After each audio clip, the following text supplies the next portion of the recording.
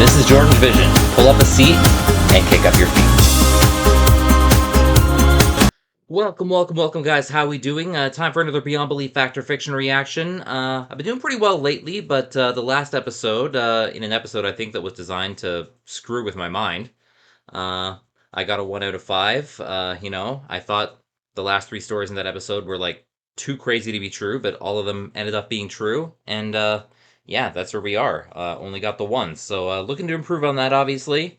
Gotten quite a few good episodes. I've gotten a 5, and I've gotten 2 4s this season, so hopefully episode 10 will do that for me again. So without further ado, let's get into Beyond Belief, Fact or Fiction, Season 3, Episode 10. Here we go. Before I get started, please remember to like, comment, subscribe, all that fun stuff, and don't forget, reacting to art is sharing art. Channels like these benefit everyone from the viewers all the way up to the original creators themselves. Also, a reminder, spoilers are likely, so if you haven't seen this episode yet and would like to, please feel free to click off and take care of that first. I'll be here when you get back. For those of you who are sticking with me, pull up a seat, kick up your feet. It is time to watch Beyond Belief, Fact or Fiction, Season 3, Episode 10. We're almost near the end already. All right, let's get it. Sometimes it's difficult to label things accurately. Take this display of an object that is shaped like a mouse. Yet, when you rotate it, same Little challenge from column with A, our little from stories column tonight. B. So don't jump to conclusions about whether our stories tonight are based on actual events or completely false. I thought that's the whole idea of the show. In our own society, tattoos, once frowned upon as reserved for the lower class or sailors on a drunk, now adorn many of the world's most beautiful people. There is Tattoos get a bad rap. Seductive yet I don't have frightening any, about but... these but be forewarned, it may leave its mark on you. Isn't that the idea? Stigmata. Rennie Okay. Fortis wasn't the What a kind name. of guy. Amy rebelled at just about everything her parents represented, and she truly believed she was in love with Rennie. I told you how to Always how it is. A tattoo? A special tattoo. You're going to love it. But it is the tattoo, right? That's not really a surprise. Kind of his thing. I don't know about this. I hate needles. They really freak me out. Hey, I thought you loved me. But Hey, You can love him without loving if needles. you really love me, you'll do this. I do love you. There's nothing. Don't put all your relationship's eggs into a tattoo. Come on. Do it for us. Come on. She really doesn't want to, but peer pressure, right? This is Wes Trunker. The best tattoo artist in town. I don't know if I trust that guy. What do you need, Rennie?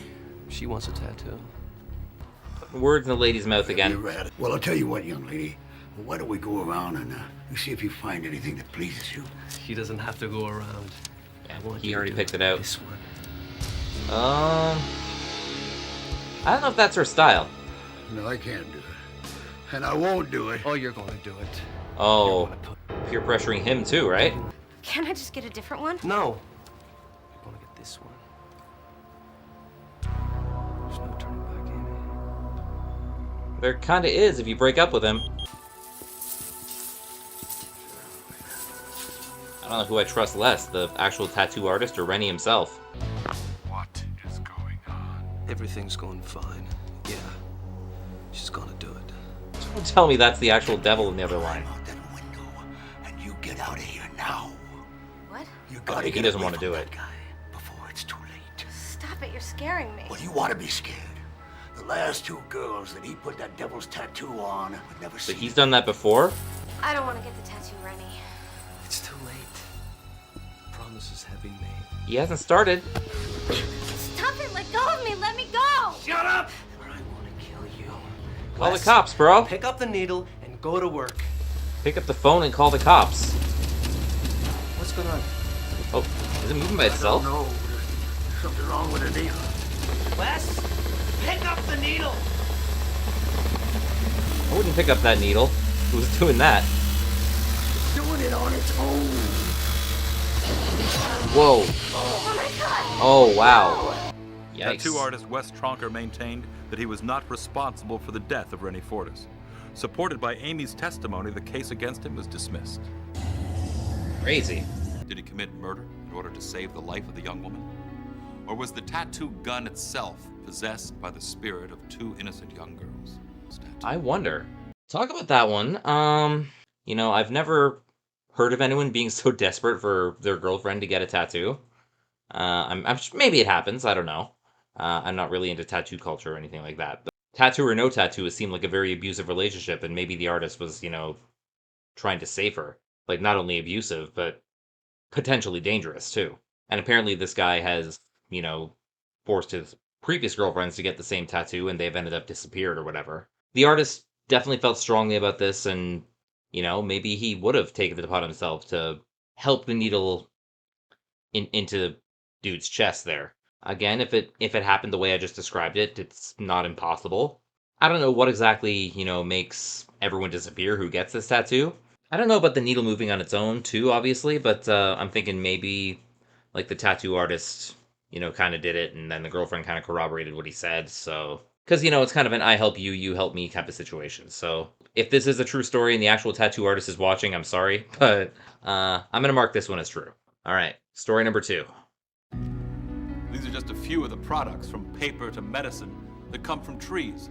Oh, These things certainly make our lives easier, and yet some environmentalists tell us that by destroying trees, we make our own lives more fragile. yeah, there's both sides of it. Wealth that money earned by the destruction of nature may carry a curse of its own. All right, what do we got here? Protesters have always been part of Preston's life. He never took them seriously. They were just another pain in the neck. Everyone's protesting something these days. Yeah, he doesn't care. Yates was about to sign an agreement with a Japanese company to be their exclusive supplier, and those protesters weren't about to stop it. Mr. What exactly does he make? You are killing off the people of my tribe by destroying the rainforest. Not another one. How do you get in? Doesn't the building have security? Look, whatever you do to our trees will return to you forever and speak Yeah. to your very soul. Yeah, well, look, I'll tell you what, Magic Man. Oh, he's gone. Oh, got a little something on your sleeve. Good afternoon. Well, then I'd like to propose a toast. To the rainforest and all the riches it has brought and will continue to bring. Until it's all gone. Oh, hello. Does he even notice? Oh, it's sticking to his hand now. I'm guessing that's Japanese for this guy's weird. What do you say we sign the contract before we eat? That would be fine. Great. Oh, the contract is paper too. Okay. Are you all right, Mr. Yates? I'm fine. He's going through it. Here you Yeah. go, sir. Contract. Yeah, just rip the band-aid off.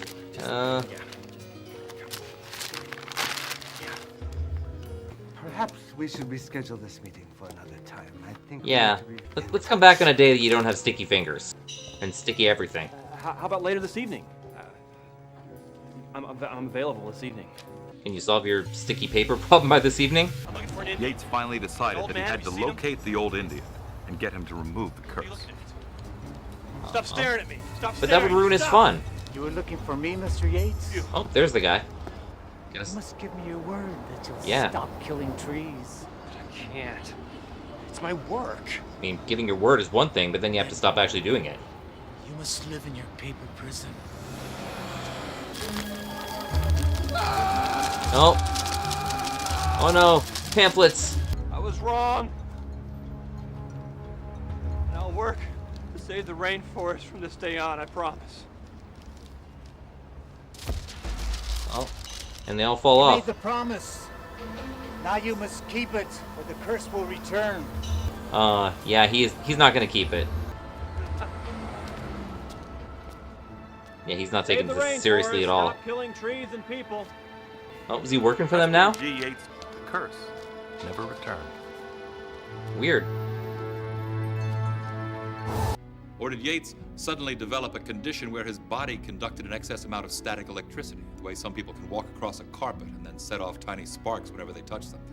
I wonder, but what do we think? Well, that story reminded me a lot of the Lorax. A native man puts a curse on, guy who cuts down trees for his business and says, if you don't stop cutting down trees, paper is going to stick to you. I wonder if that applies to anything that a tree makes, like if it was maple syrup or something. Well, maple syrup's sticky already, so I guess there are some sticky versions of paper, I guess. But, not every single piece of paper that he comes in contact with. Maybe there might be some kind of explanation for it. Maybe the curse made him sweat a little bit, and that's what made stuff stick to him. I mean, let's say I got a sweaty palm right now, and I got a piece of paper here, and maybe if it was sweaty, it would adhere to my hand a little bit, but it wouldn't like be impossible to tear off. Like, so it's a tough one, and I think it's a little too much for me to believe. As as creative a story as it is, as much as it teaches you about the environment type of thing, I don't know if it's a real story. So I'm gonna mark this as fiction. Get into the third one. Criminology. Fascinating science. Okay, Crime I've seen sometimes things like down to that. the smallest, the crime becomes impossible to analyze through science. It's then that detectives must turn to their greatest tool of all, the human mind. The little gray Detective cells. Bill Ballard has a mind that is capable of both analysis and invention, and is going to need both skills to solve the strangest case of his career. What do we got? Bloody hand. I'd been a homicide detective with the Beverly Hills Police for the past 10 years, and I'd seen a lot. But a murder in a locked funeral home? I mean, don't have to go too far at least. Is he bit by something? Or is that like a shot? The second victim was lying on the floor next to the casket, with a knife sticking out of her chest. Oh, there's two of them. Something was out of whack, and then it dawned on me. There was no blood from the wound. Never. So wait, was this lady already dead? And how did she wind up on the floor? Good question. She didn't just jump out of her coffin. Maybe What she about did? the guy by the door? He was probably poison, entered through the wound in his hand. Yeah, We'll know more after the autopsy. probably some kind of injection there. But like, why stab the woman who's already Hell dead? went on? Did you find the funeral director? Yeah, he's pretty shook up. Let's talk to him Never yet? saw Deb to go in a traffic accident. She was loaded. I mean, we're talking big money. The guy over there is her third husband.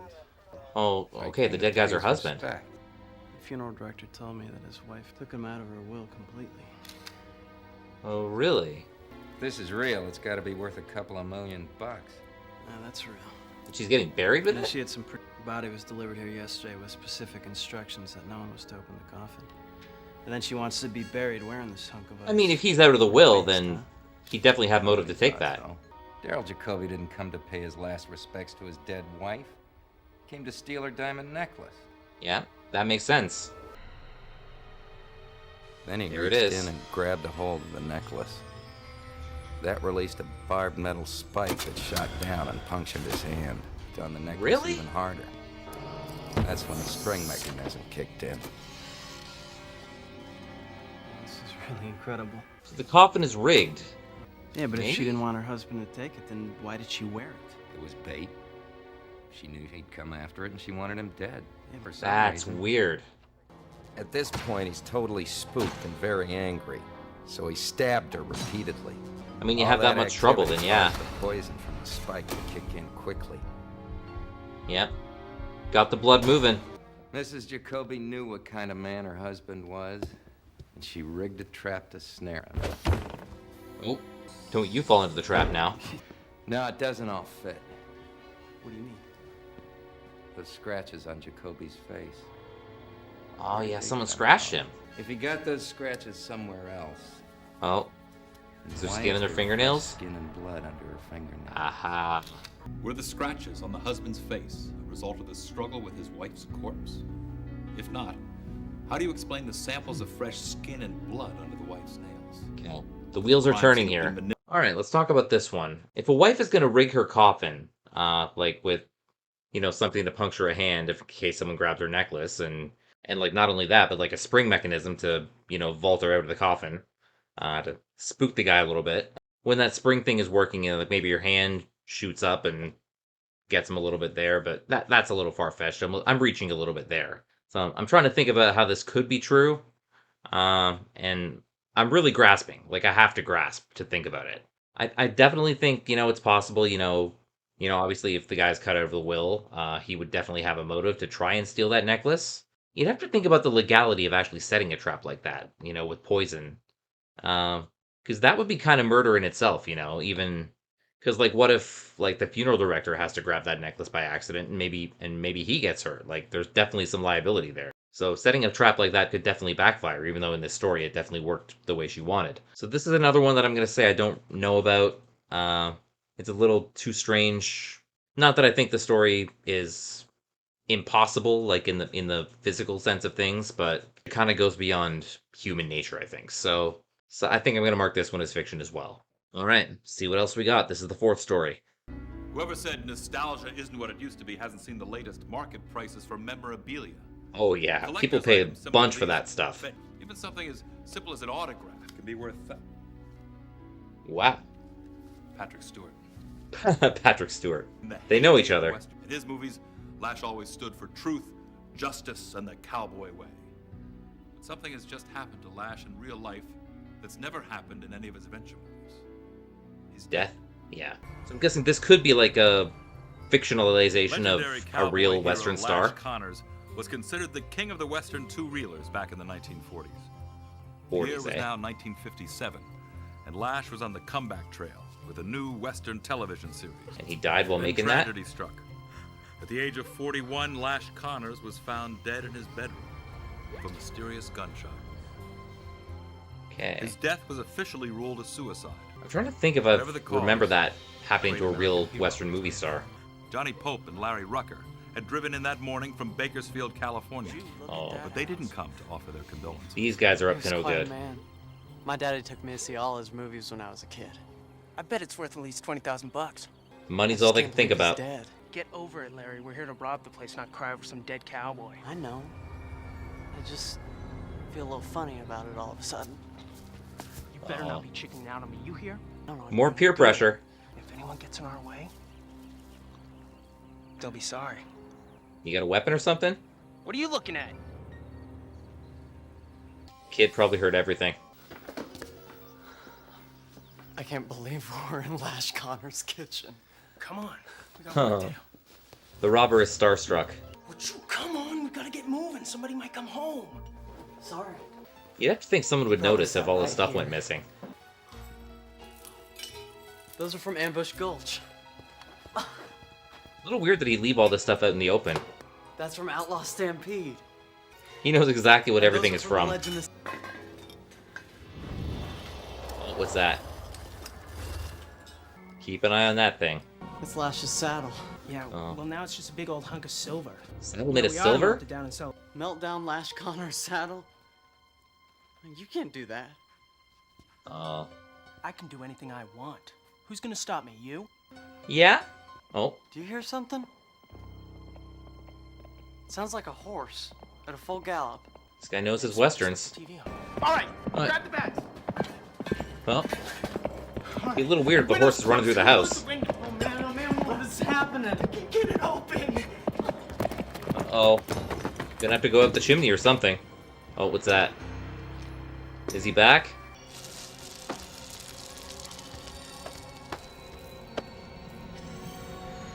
Well, hello. It's him. Don't you boys know that stealing is wrong? He figured it out. Right. Pretty soon you're gonna be hightailing it from a posse and end up kicking air at the end of a rope. Oh, wow. Open it! Open it! Oh. No way. He's gonna lasso them.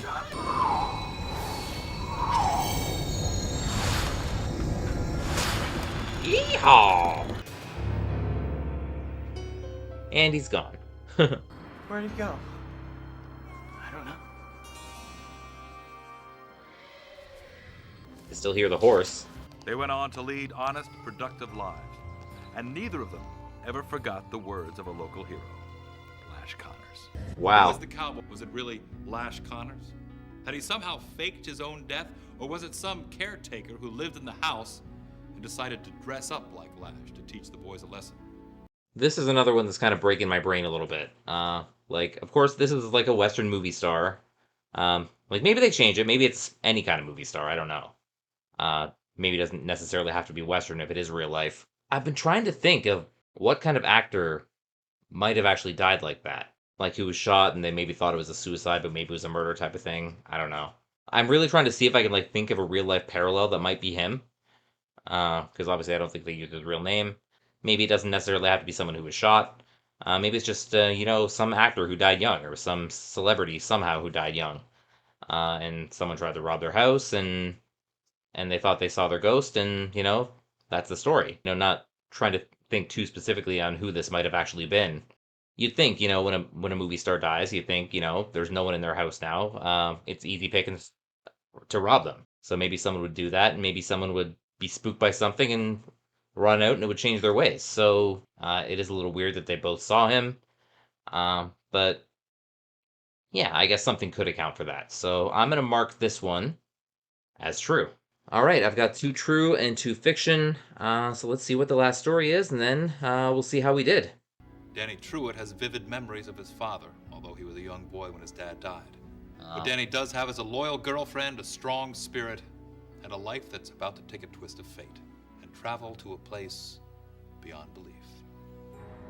Okay, so maybe a war hero. Danny and I had been going together all through high school. He had lost his father in the Gulf War 8 years earlier. Gulf Then his War, mom okay. got sick. With both his mom and dad gone, Danny was putting college on hold. I guess it's difficult.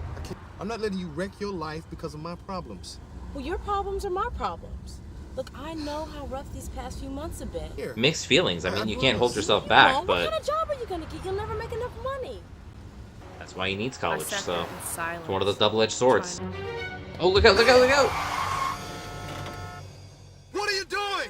What happened? Why'd you punch on the brakes? Oh, she doesn't see him. It was my father. I'm sure it was him. He looks just like I remember. He died when he was young, right? So he's maybe seen the pictures and stuff. Oh, Dad, he just went into the surplus store. You saw him, didn't you? No, I didn't. no, she's on, not let's go. seeing him. Dad! It's me, Danny. You think Dad would recognize him all grown I up? didn't imagine that soldier that just came here a few minutes ago. Where'd he go? No soldier came in here. I would have seen Yeah. him if he did. He didn't see him either.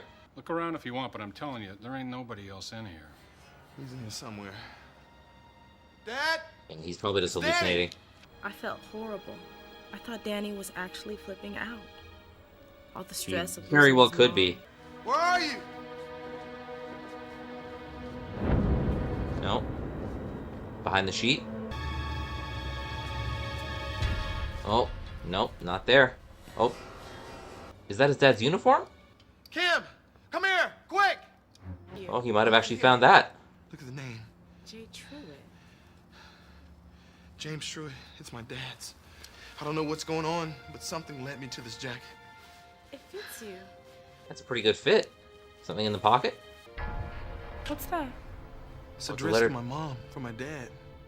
Letter to his mom. It's dated June 8th, 1990. That's the day he was killed. I never Ah, got to mail it. that's incredible. My dad wrote my mom to tell her that he took out a life insurance policy on her. In my name. Wait. That means he's rich. Kim, it's worth $100,000. You're going to college, my man.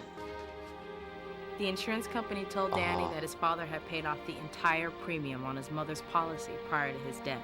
That's The incredible. company, Danny and I are now both enrolled as first-year students at Cal Berkeley. What an ending. Who was the man Danny saw that day? Was it just a soldier who looked like his dead father? If so, how do you explain the fatigue jacket with the insurance policy inside? So let me think about that one. So yeah, he probably was hallucinating. He's the only person who saw who he thought was his dad. I guess it's possible, he could have seen someone else walking into the store, although the owner said no one else was in there. Like he could have seen someone, in a similar style uniform, whatever, and maybe thought it was his dad going in there. But, it is kind of cool that, he goes in there, he thinks he sees his dad and ends up finding his dad's uniform. You'd think maybe that they would check the pockets and stuff like that and maybe look for, what was on the soldier's person, before they actually put that in a store. Although in the show, it showed it as a lot more visible. Like maybe in real life, the pocket could have been like with a hidden zipper or something like that. It's definitely an incredible story. It's definitely, a story of, someone getting exactly what they need at the right time, just by following, a ghost dad, I guess. I'm thinking this is one I'm going to take a chance on. And I'm going to say it's true. Like, other than the hallucination, other than the extreme coincidence of, thinking you see your dad and ended up finding your dad's jacket, I think everything else is possible. So I'm going to go with that. So I have marked stories 1, 4, and 5 as true. I have marked stories 2 and 3 as fiction. So let's see how I did. Hopefully better than the one I got in the last episode. So let's see. Now it's time to find out which of our stories tonight are inspired by actual events and which are total fiction. Now let's take a look back at the strange curse of the devil's tattoo. Was it fact or fiction? I said fact. What are you doing? I'm not doing anything. It's doing it on its own. I think maybe he is doing something, but... Did you think this one actually happened? If you did, we hooked you in. It's a work of complete fiction. Alright. Missed it. What was your opinion of the man who was the victim of his own uncaring attitude about paper products? So I said fiction on this one. Let's live in your paper prison. Enjoy paper prison, I guess. All right, I'll change. Was this story too far-fetched to be true? Our research shows absolutely nothing. This one never happened. Never happened. Okay, so I got that right. How did you judge the bizarre story of the wife who exacted revenge on her husband from her own coffin? Did this one happen? So I said fiction on this one. There's probably poison entered through the wound in his hand. We'll know more after the autopsy. According to our research, reports of this story actually exist. A similar Wow. event took place in Europe around the time of the Great Depression. Well, Europe, I guess. Okay. 1 for 3. What did you make of the mysterious ghost of the cowboy hero who returned to set two young men on the right path? Fact or fancy? I said fact on this one.